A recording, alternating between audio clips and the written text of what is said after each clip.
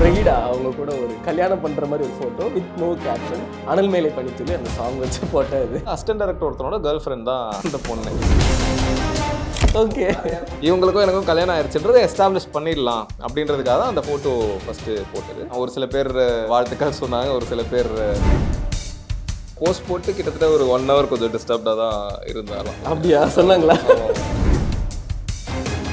வீட்டில் மேம் ஏதாவது சொன்னாங்களா அதுக்கு? இருக்கும் சினிமாவில் அப்படின்றது தெரியும்ல, அவளோட கேரக்டர் மாறுது. அவள் ரெஸ்ட் ரூம் போயிட்டு வந்தால் யூஸ் பண்ணுற விதங்களை பார்த்து நமக்கு ஐயோ தெரியாமல் கல்யாணம் பண்ணிட்டோம் அப்படின்ற ஒரு ஃபீல் வரும். உலகத்திலேயே மோசமான ஜெயில் வந்து ஒரு பிடிக்காத கல்யாணத்தில் 2 பேர் ஒரு வீட்டில் இருக்கிறது தான். அதை அனுபவிச்சா மட்டும்தான் புரியும். இப்போ ஐடியில் டிவோர்ஸ் ஆகுது, ஐடியில் பிரச்சனைகள் நடக்குது. இப்போ மகேந்திரனுக்கு டிவோர்ஸ் ஆயிடுச்சு அப்படின்ட்டு யாரும் நியூஸாக போட யாரும் ஃபாலோ பண்ணும். இங்கே ஆகுதுன்னா ஏன்னா ஏற்கனவே ஒரு பிரபலம், ஸோ அது தெரிய போகுது. போடுறதுக்கு முன்னாடி வரைக்கும் எதுவும் சொல்லலை, போட்டதுக்கு அப்புறம் தான் அனல் மேலே பணித்துள்ளி சாகலாம். அதுக்கு நீ என்ன பாட்ட அதுக்கப்புறம் கமெண்ட்ஸ் பார்த்து தான் ரொம்ப காட் ஆயிட்டான். ஓகே, ஆமாம், என்னடா இவங்களுக்குலாம் அறிவில்லையா? இப்போ லிவின்ன்றது ஆக்சுவலி ஒரு நல்ல விஷயம் தான். இல்லை, கான்ட்ரவர்சி இல்லாமல் இருந்தாலும் வாழ்க்கை சுவாரஸ்யமாக இருக்காது. வெறும் கான்ட்ரவர்சியாகவே இருந்தாலும் வாழ்க்கை சுவாரஸ்யமாக இருக்காது. கொஞ்சம் கான்ட்ரவர்சி, நிறைய ஹாப்பினஸ், அவ்வளோதாங்க வாழ்க்கை. அண்ணமால்னாலே மன திருப்தி தான். Annamal institute of hotel management, Chennai Samitha aviation and hotel management college. படிக்கலாம் இன்று, பறக்கலாம் நாளை. ஃபேமிலி அவுட்டிங் ஏர்போர்ட் எப்பவுமே நமக்கு ஃபாஸ்ட் ட்ராக் தான். ரூபாய் 50 டிஸ்கவுண்ட் ஆக பெறுங்கள். எனக்கு ஃபர்ஸ்ட் கொஸ்டின் என்னன்னா, பிரகிடா அவங்க கூட ஒரு கல்யாணம் பண்ற மாதிரி ஒரு போட்டோ வித் நோ கேப்ஷன் அனல் மேலே பணித்துள்ளி அந்த சாங் வச்சு போட்டோ இது. நிறைய பேர் புரிஞ்சுக்கிட்டாங்க, ஓகே இது அடுத்த படத்துக்கான ப்ரொமோஷனுங்கிறத புரிஞ்சுக்கிட்டாங்க. ஒரு சில கமெண்ட் ரீட் பண்ணும்போது, டேய் உனக்கு ஆல்ரெடி கல்யாணம் ஆயிடுச்சேடா, என்னடா அதுக்குள்ள இன்னொரு மேரேஜா, ஒய்ஃப் வயிற்றுல வேற குழந்தை இருக்குடா அப்படிங்கிற மாதிரி கமெண்ட்ஸ் நான் படித்தேன். அது என்ன ரீசன் தெரிஞ்சுக்கலாம்? ஹாட்ஸ்பாட் 2ல வந்து இப்போ ஹாட்ஸ்பாட் 1ல வந்து நான் கதை சொல்ல போயிருப்பேன் ப்ரொடியூசர் கிட்ட. 4 கதை இருக்கும். ஹாட்ஸ்பாட் 2ல அகைன் அதான் நிறைய கதைகள் இருக்கும். அந்த கதைகள்லாம் வித்தியாசமான கதைகள் தான். ஆனால் இந்த டைரக்டர் ப்ரொடியூசர் மேட்டர் மட்டும் சீக்வல், அதோட கண்டினியூவேஷனா இருக்கும். அது என்னன்றது நீங்க படம் பார்த்து தெரிஞ்சுக்கோங்க. பட் ஹாட்ஸ்பாட் 1ஓட எண்டில் ப்ரொடியூசர் பொண்ணை கல்யாணம் பண்றதுக்கு அவர் சம்மதிக்கிற மாதிரி போட்டு போறதுதான் இது. எண்டில் ஒரு சம்மதம் சொல்றாரு. மாப்ள நமக்குள்ள என்ன அப்படின்னு சொல்லிட்டு கல்யாணத்துக்கு ஓகே சொல்லிடுவார். நீங்க அவரை பிளாக்மெயில் பண்ணுவீங்க. ஆமா, இது மாமனாரோட கம்பெனி, நீங்க அஃபேர் வச்சிருக்க தெரியும், ஓகே சொல்லிடுவார். ஸோ இப்போ அதுக்கப்புறம் 2ல வந்து எனக்கும் அந்த பொண்ணுக்கும் கல்யாணம் ஆயிடுச்சு. அந்த பொண்ணு தான் பிரகிடா. ஆமா.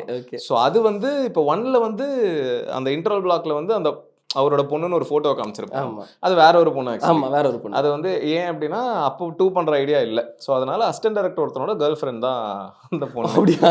ஆமா. வேற யார் போட்டோவோ போட முடியாதுல்ல. ஸோ அதனால அவங்க கிட்ட கேட்ட அவங்க பெர்மிஷனோட போட்டுது. ஆனா இப்போ 2ல அது ஒரு கதையா வருது அப்படின்னும் போது அவங்கள ஆக்ட் பண்ண வைக்க முடியாது. ஸோ வேற ஒருத்தங்களை தான் பண்ண வைக்கணும் அப்படின்னும் அப்போ 2ல ஆனால் ஆடியன்ஸ் வேற ஒரு பொண்ணா பார்க்கும்போது நேச்சுரலி அவங்களுக்கு வந்து இந்த பொண்ணு இல்லையே ஃபர்ஸ்ட் பார்ட்ல அப்படின்னு தோண வாய்ப்பு இருக்கு. அதனால சைக்கலாஜிக்கலி இவங்களுக்கும் எனக்கும் கல்யாணம் ஆயிடுச்சுன்றதை எஸ்டாப்ளிஷ் பண்ணிடலாம் அப்படின்றதுக்காக தான் அந்த போட்டோ ஃபர்ஸ்ட் போட்டது. ஸோ அதுக்கு அதான் ஒரு சில பேர் வாழ்த்துக்கள் சொன்னாங்க, ஒரு சில பேர் புரிஞ்சுக்கிட்டாங்க. இப்போ ப்ரோமோ வீடியோ ரிலீஸ் ஆனபோது ஃபர்ஸ்ட் ஃப்ரேம்லேயே எனக்கும் பிரகிடாக்கும் கல்யாணம் ஆகும். அதுதான் ப்ரோமோட. ஆமா, ப்ரொடியூசரோட பொண்ணுன்றதை எஸ்டாப்ளிஷ் பண்ணியிருப்போம். ஸோ அதனால இப்போ பார்ட் 2 பார்க்க வரும்போது எங்களுக்கு கல்யாணம் ஆயிடுச்சுன்ற ஒரு கண்டென்ட் வரும்போது ஓகே இவங்க தான் அவரோட பொண்ணு அப்படின்னு சைக்கலாஜிக்கலி அவங்களுக்கு புரிஞ்சிரும்ன்றதுக்காக அதை பண்ண. அது வீட்டில் மேம் ஏதாவது சொன்னாங்களா அதுக்கு? இந்த மாதிரி ஓப்பனாக ஒன்று போட போற, அதுக்கு ஏதாவது போடுறதுக்கு முன்னாடி வரைக்கும் எதுவும் சொல்லலை. போட்டதுக்கு அப்புறம் தான் அனல் மேலே பணித்துள்ளி சாகலாம். அதுக்கு நீ என்ன பாட்ட கேப்ஷன் போடல, ஓகே அது என்ன பாட்டு அப்படின்னா அதுக்கப்புறம் கமெண்ட்ஸ் பார்த்து தான் ரொம்ப காட் ஆயிட்டான். ஓகே, ஆமா, என்னடா இவங்களுக்குலாம் அறிவில்லையா? வாழ்த்துக்கள் போஸ்ட் போட்டு கிட்டத்தட்ட ஒரு 1 hour கொஞ்சம் டிஸ்டர்ப்டா தான் இருந்தாலும். அப்படியா சொன்னாங்களா? அதுக்கு நீங்க ஃபீல் பண்ணீங்களா? ஐயோ ஃபீல் பண்ண வச்சிட்டோமேங்கிற அந்த தாட் இருந்ததா? இல்ல இருக்கும் சினிமால அப்படின்றது தெரியும்ல. சோ இப்போ இங்க சினிமா ஆர்டிஸ்ட்க்கு ஒன்று நடந்துட்டா மட்டும் பெருசா வெளியில பூம் ஆகுதுல, அதை நீங்க எப்படி பாக்குறீங்க? அது நேச்சுரல் தானே ப்ரோ. இப்போ ஐடியில் டிவோர்ஸ் ஆகுது, ஐடியில் பிரச்சனைகள் நடக்குது. அதை வந்து ஐடியில் இப்போ மகேந்திரனுக்கு டிவோர்ஸ் ஆயிடுச்சு அப்படின்னு யாரும் நியூஸா போட யாரும் ஃபாலோ பண்ண போறாங்க. இங்க ஆகுதுன்னா ஏன்னா ஏற்கனவே ஒரு பிரபலம், ஸோ அது தெரிய போகுது. அது நேச்சுரல் தானே. அது எந்த வகையால ஹர்ட் ஆகும்? ஏன்னா பெரிய பெரிய ஆக்டர்ஸையுமே ஹர்ட்னு சொல்லவே முடியாதுல்ல. நாம ஒரு பப்ளிக் ஃபோரம்க்கு வந்துட்டோம் அப்படின்னா நம்ம எல்லாத்துக்குமே நாய விஷயம் போட்டால் குலைச்சு தான் ஆகணும். ஸோ இப்போ அதை நம்ம கம்ப்ளைண்டே பண்ண முடியாதுல்ல. ஒரு பாராட்டு வரும்போது பயங்கர சந்தோஷப்படுறீங்க அப்படின்னும் போது இந்த மாதிரி விஷயங்கள் அது கான்சிக்வன்சஸ் இப்படி தான் இருக்கும். ஸோ அது we should be ready for everything. நீங்க உங்களோட ஒரு பார்வையில டிவோர்ஸ் அப்படிங்கிறது எப்படி நீங்க பாக்குறீங்க? அது 2 பேரோட தனிப்பட்ட வாழ்க்கையை பொறுத்து. இப்போ முன்னாடிலாம் வந்து என்னதான் ஆனாலும் கடைசி வரைக்கும் இவங்க கூட தான் வாழணும் அப்படின்றது, எவ்வளோ பேர் கடைசி வரைக்கும் ஒரு டாக்ஸிக் மேரேஜ்லேயே வாழ்ந்துட்டு போனாங்க அப்படின்றது அவங்க கிட்ட கேட்டால் தான் தெரியும். ஏன்னா சொல்லுவாங்க, உலகத்திலேயே மோசமான ஜெயில் வந்து ஒரு பிடிக்காத கல்யாணத்தில் 2 பேர் ஒரு வீட்டில் இருக்கிறது தான். அதை அனுபவிச்சா மட்டும்தான் புரியும் அது எந்த அளவுக்கு ஒரு டாக்ஸிசிட்டியை நமக்கு கொடுக்கும், டிப்ரெஷனை கொடுக்கும் அப்படின்றது. ஸோ அதனால் டிவோர்ஸ்ன்றது அஃப்கோர்ஸ் இட் இஸ் பெரிய விஷயம் தான். ஏன்னா 2 பேர் சேர்ந்து ஒரு கல்யாணத்துக்குள்ளே வந்து வாழ்க்கைப்பூரா இருக்க போகிறோம் அப்படின்ட்டு டிசைட் பண்ணிட்டு போகும்போது எதுக்கு டிவோர்ஸ் பண்ணுறோன்றது தான் முக்கியம். சும்மா ஒரு புரிதல் இல்லாமல் எம்மெச்சர்டாக டிவோர்ஸ் பண்ணுறது பைத்தியக்காரத்தனம் தான். அது முடிஞ்ச அளவுக்கு எந்த அளவுக்கு நம்ம சரி பண்ணி இருக்க முடியுன்றதை நம்ம பார்க்கணும். அதுக்கப்புறம் நடக்குது அப்படின்னா நம்ம கையில் எதுவும் இல்லை. அதனால தான் இப்போது டிவோர்ஸ் எப்போ நடக்கும் அப்படின்னா 2 பேர் தனித்தனியாக இருப்பாங்க. வெறும் பாசிட்டிவ்ஸ் மட்டும் ஷேர் ஆகிருக்கும். 2 பேரும் ஒரு வீட்டில் சேர்ந்து வாழும்போது தான் 2 பேரோட நெகட்டிவ்ஸ் 2 பேருக்கு தெரிய ஆரம்பிக்கும். ஆமா. ஸோ தெரிய ஆரம்பிக்கும் போது நாம நினைச்சா மாதிரி இவன் இல்லையே, நாம நினைச்சா மாதிரி இவன் இல்லையே அப்படின்ட்டு 2 பேரும் ஆமா ரியாலிட்டி அப்பதான் புரியும். இவனை ஒரு ஹீரோவா நினைச்சிருப்போம், இவ்வளோ ஒரு ஹீரோயினா நினைச்சிருப்போம். அது மாறுது, அவளோட கேரக்டர் மாறுது. அவ ரெஸ்ட் ரூம் போயிட்டு வந்தா அவ யூஸ் பண்ற விதங்களை பார்த்து நமக்கு ஏன் நீ வந்து சோப்பை இப்படி வச்சிருக்க, ஏன் இதை இந்த மாதிரி குட்டி குட்டி விஷயங்கள்ல நிறைய இருக்கும். நிறைய பிரச்சனைகள் அங்கதான் வர ஆரம்பிக்கும்ல. சேர்ந்து வாழும்போது தான் நமக்கு என்னடா இவ்வளவு சோம்பேறியா இருக்க, ஒரு ரிமோட்டை கூட அப்படின்ற ஒரு விஷயம் இருக்கும். ஸோ இது எந்த அளவுக்கு நம்மளால சகிச்சுக்க முடியும், எந்த அளவுக்கு வந்து அது நமக்கு பிரச்சனை இல்லை, சேர்ந்து வாழ்றது பிடிச்சிருக்குன்றது நமக்கு ஒரு பாயிண்ட்ல நமக்கு அது புரியும்ல. அப்போதான் ஐயோ தெரியாம கல்யாணம் பண்ணிட்டோம் அப்படின்ற ஒரு ஃபீல் வரும். ஸோ இதுக்கு வந்து இப்போ லிவ்ன்ன்றது ஆக்சுவலி ஒரு நல்ல விஷயம் தான் இல்ல. ஏன்னா 2 பேர் ஒரு வீட்டில் இருக்கும்போது ஒரு வருஷம் இருக்கும் அப்படின்னா 2 பேரும் நெகட்டிவ்ஸும் 2 பேருக்கும் தெரியும். அதெல்லாம் தெரிஞ்சும் நான் இவ கூட தான் வாழணும்னு ஆசைப்படுறேன், இவன் கூட தான் வாழணும்னு ஆசைப்படுறேன் அப்படின்னு நினைக்கும் போது that is the way to go ஃபார்வர்ட்ல. அதுக்கப்புறம் ஓகே அதுக்கப்புறம் நம்ம கல்யாணம் பண்ணலாம் அப்படின்னு டிசைட் பண்ணி கல்யாணம் பண்ணோம் அப்படின்னா அதுக்கப்புறமும் பிரச்சனை வருது அப்படின்னா நம்ம கையில் எதுவும் இல்லை. அது தட் இஸ் டெஸ்டினி. பட் இது ஒரு நல்ல விஷயமா தான் எனக்கு இதுக்கே எத்தனை பேர் திட்டுவானுங்கன்னு தெரியல. கரெக்ட். அது பட் நம்மளோட ஒப்பீனியன், அது நம்ம இருக்கிற நம்மளோட ஐடியாலஜி தாட்ஸ் எல்லாமே அது.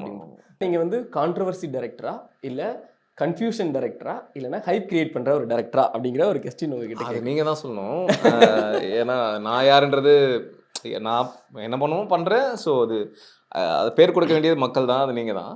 பட் அதை தாண்டி அதான் ஹாட்ஸ்பாட் தான் கான்ட்ரோவர்ஷியல், யார் ஷேம்ஃபுல்லி தான் கான்ட்ரோவர்ஷியல். திட்டம் 2 கான்ட்ரோவர்ஷியல் கிடையாது, அடியேவும் கான்ட்ரோவர்ஷியல் கிடையாது. அப்போ எப்படி அதை பாக்குறது ஒன்று இருக்குல்ல, இவரோட படமா சரி ஓகே ஏதாவது ஒன்று இடக்கு முடக்கா ஒன்று என்ன சொல்றது கொஞ்சம் அப்படிங்கிற மாதிரி ஒன்று எடுத்துட்டு வந்து அது மேபி அது ஒரு டச். இப்போ பார்த்திபன் சார் படம்னா இப்படிதான் இருக்கும், அதுல ஒரு குசும்பு இருக்கும்ல. பாக்யராஜ் சார் படத்துல ஒரு இது இருக்கும், பாலச்சந்தர் சார் படத்துல ஒரு விஷயம் இருக்கும்ல. ஸோ மேபி அது எனக்குள்ள இருக்கிறது அது ஒரு சில இடங்கள்ல வெளியே வருதுன்னு நினைக்கிறேன். உங்களோட பாயிண்ட் ஆஃப் வியூல நீங்க சொல்லணும், விக்னேஷ் கார்த்தியோட டெஃபினேஷன் கொடுக்கணும்னா கான்ட்ரோவர்சி அப்படிங்கிற ஒரு வார்த்தைக்கு என்ன சொல்லுவீங்க நீங்க? கான்ட்ரோவர்சின்றது ஒரு பேச்சை கிரியேட் பண்றது இஸ் அ கான்ட்ரோவர்சி. கரெக்டா? எப்போ ஒரு பேச்சை கிரியேட் ஆகும் அப்படின்னா நம்மள ஏதாவது கேள்வி கேட்கற மாதிரி ஒரு விஷயம் அங்க இருந்ததுன்னா நமக்கு அங்க ஒரு டாக் கிரியேட் ஆகும். ஸோ அப்படி பார்த்தா இப்போ 2 வகையாகவும் கான்ட்ரோவர்சியை பார்க்கலாம். அதை பாசிட்டிவாகவும் பார்க்கலாம், நெகட்டிவாகவும் பார்க்கலாம். நான் அதை பாசிட்டிவாக பார்க்க சொல்லுவாங்களே, ஒரு கிளாஸில் வந்து பாதி தண்ணி ஃபில் பண்ணி வைக்கிறீங்க அப்படின்னா அந்த கிளாஸை வந்து ஹாஃப் எம்டின்னு சொல்லலாம், ஹாஃப் ஃபுல்னு சொல்லலாம். ஸோ இப்போ ஹாஃப் எம்டின்னு சொன்னீங்கன்னா நீங்கள் ஒரு பெசிமிஸ்ட், அது அங்கே இருக்கிற நெகட்டிவிட்டியை தான் நீங்கள் பார்க்குறீங்க. அதே தண்ணி இருக்கு ஹாஃப் ஃபுல் அப்படின்னு சொன்னீங்கன்னா நீங்கள் அதோட பாசிட்டிவ் சைடை பார்க்குறேன். ஸோ நான் கான்ட்ரோவர்சியை ஒரு பாசிட்டிவ் சைடாக தான் பார்க்குறேன். பிகே வந்து கான்ட்ரோவர்சி கிரியேட் பண்ண ஒரு படம், அதை நான் பாசிட்டிவ் சைடில் தான் பார்க்குறேன். இதுவே நீங்கள் வேற ஒரு படம் பேரை சொல்லக்கூடாது, ஒரு double meaning adult comedy film ரொம்ப கொச்சையா அப்ஜெக்டிஃபை பண்ணி அதில் ஒரு கான்ட்ரவர்சி கிரியேட் ஆகுதுன்னா அது தப்பு, அது நெகட்டிவ் விஷயம். ஸோ நான் கான்ட்ரவர்சியை பாசிட்டிவ் விஷயத்துக்காக யூஸ் பண்ணணும் அப்படின்னு நினைக்கிறேன். ஒரு டாக்கை கிரியேட் பண்ணணும், எல்லாரும் ஒரு விஷயத்த குவெஸ்டின் பண்ணணும் அப்படின்னு நினைக்கிறீங்க. லாஸ்ட் கொஸ்டின் என்னன்னா, விக்னேஷ் கார்த்திக் இந்த இண்டஸ்ட்ரி, சினிமா இண்டஸ்ட்ரியில் எப்படிப்பட்ட ஒரு டைரக்டர்னு ப்ரொஜெக்ட் பண்ணணும்னு நினைக்கிறாரு அப்படின்னு தெரிஞ்சுக்கலாமா? விக்னேஷ் கார்த்திகா ப்ரொஜெக்ட் ஆகணும், அவ்வளோதான். ஆமாம், நான் கேபி சாரோட பெரிய ஃபேன். ஸோ பார்த்திபன் சார் எனக்கு ரொம்ப பிடிக்கும். அந்த மாதிரி வித்தியாசமான படங்கள் எடுக்கிறவங்கள எனக்கு ரொம்ப பிடிக்கும். பட் நான் விக்னேஷ் கார்த்திகா தான். இந்த பசங்களுக்கு தாலி கட்டுறது அப்படிங்கிறது ஒன்று நம்ம ஹாட்ஸ்பாட்டில் வச்சுருக்கோம்ல, அது இப்போ பசங்களாக ஏற்றுக்கிட்டா கூட பொண்ணுங்க எப்படி பசங்களுக்கு நாங்கள் தாலி கட்டுறதுங்கிற மாதிரி பொண்ணுங்க சைட்லேயும் கொஞ்சம் யோசிப்பாங்க. அதை யோசிச்சிங்களா நீங்கள்? அந்த ஒரு இதை பற்றி நம்ம பேசலாம். சரி, இது யோசிக்கிறதுலாம் இப்போ எனக்கு தோன்றதை நான் எடுத்திருக்கேன். இப்போ அப்படி அவங்க பொண்ணுங்களுக்கு வந்து எப்படி நான் என் புருஷன் கழுத்தில் எப்படி அந்த பையன் கழுத்தில் தாலி கட்டுறது அப்படின்னு யோசிக்கிறாங்க அப்படின்னா, இப்போ எக்ஸாம்பிளுக்கு சொல்கிறேன். இப்போ ஒரு கப்பல் இருக்காங்க, ஹஸ்பண்ட் ஒய்ஃப் இருக்காங்க அப்படின்னா, இப்போ புருஷன் வந்து பொண்டாட்டியே வாடி பொடின்னு கூப்பிட்றது நார்மலாக இருக்கும். யூஷுவல். ஆனால் பொண்டாட்டி வாங்க போங்கன்னு தான் கூப்பிட்டுட்டு இருப்பாங்க. ஆனால் இது இப்படி தான் இருக்கணுமா? கிடையாது. இல்ல. இப்போ அந்த பொண்டாட்டிகள் கிட்ட இல்லை அவங்க கிட்டலாம் போய் நீங்கள் இதுக்கப்புறம் புருஷனை வந்து வாடா போடான்னு கூப்பிடுங்க, இல்லை வா போன்னு அது எப்படி அது முடியாது அப்படிதான் அவங்க சொல்லுவாங்க. ஆமாம். ஏன்னா காலகாலமாக அவங்க வந்து ஒரு விஷயத்துக்கு டியூன் ஆயிருக்காங்க, பழக்கப்பட்டிருக்காங்கன்னும் போது நேச்சுரலி அதை சொல்லும் போது அவங்களுக்கு உடனே முடியாது அப்படிதான் தோணும். ஆமாம். அதே மாதிரி இப்போ பொண்ணுங்க கிட்ட போய் தாலி கட்டுங்க அப்படின்னு சொன்னால் ஒரு சில பொண்ணுங்களுக்கு இல்லை நிறைய பொண்ணுங்களுக்கு அது எப்படி முடியும் அப்படிதான் தோணும். ஆமா. ஏன்னா அவங்க அப்படிதான் டியூன் ஆயிருக்காங்க. அதுக்கு நீ இதான் சரி அதான் சரி அப்படின்னு கிடையாதுல்ல. எல்லாமே ஈக்குவலா இருக்கணும் அப்படின்றது தான் அந்த ஐடியால தான் அது பண்ணது. ஏன் நம்ம மட்டும் தாலி கட்டிக்கணும், ஏன் நம்ம மட்டும் தாலி கட்டணும், ஏன் அவங்க மட்டும் மெட்டி போட்டுக்கணும்? ஆக்சுவலி ஆண்கள் மெட்டி போடுறதும் கல்ச்சரா தான் இருந்தது. இருக்கு. ஆமா, இப்போ இருந்தது. பட் இப்போ ஃபாலோ பண்றது இல்ல. ஆமா. ஸோ அந்த வகையில் அதை கொஸ்டின் பண்ணுறதுக்காக பண்ண ஒரு விஷயம் தான். Great. So thank you so much. So இந்த படமும் மிகப்பெரிய அளவில் வெற்றி பெறணும், அதுக்கு அடுத்த ப்ராஜெக்ட்ஸும் வெற்றி பெறணும், நிறைய சக்ஸஸ்ஃபுல் ப்ராஜெக்ட்ஸ் உங்கள் லைஃப்பில் வரணும் அப்படின்னு சொல்லி ஒரு பிரதராக வந்து விஷ் பண்ணிக்கிறேன். இதே ஸ்போர்ட்டிவ், இதே பாசிட்டிவ், இதே ஸ்பீடோட நிறைய படங்கள் எங்களுக்கு கொடுத்து என்டர்டைன்மெண்ட் பண்ணுங்க. Thank you. Thanks for the interview. Thank you guys. Thank you. அண்ணம்மாள்னாலே மன திருப்தி தான். Annamal institute of hotel management. Chennai Samitha aviation and hotel management college. படிக்கலாம் இன்று, பறக்கலாம் நாளை. ஃபேமிலி அவுட்டிங், ஏர்போர்ட் எப்பவுமே நமக்கு ஃபாஸ்ட் ட்ராக் தான். ரூபாய் 50 டிஸ்கவுண்ட் ஆக பெறுங்கள்.